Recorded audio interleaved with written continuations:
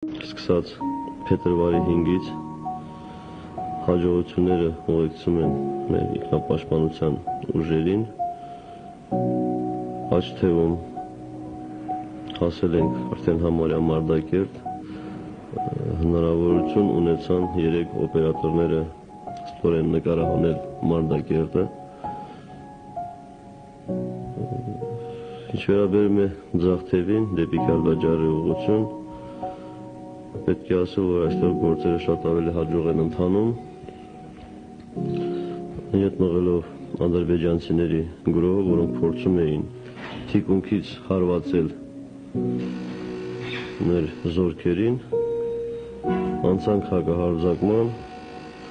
եւ 3 օրվա ընթացքում հասանք աստորեն Լաչին, Քյալբաջար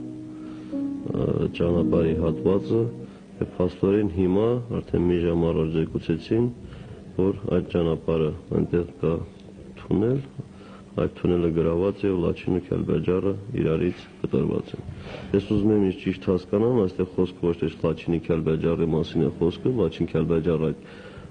ադմինիստրատիվ տարածքների մասին է խոսքը, այլ իմ խոսքը վերաբերում է Լաչինում եւ Քյալբաջարում գտնող ադրբեջանական զորքերի մասին, որ զորքերը իրարից կտրվել են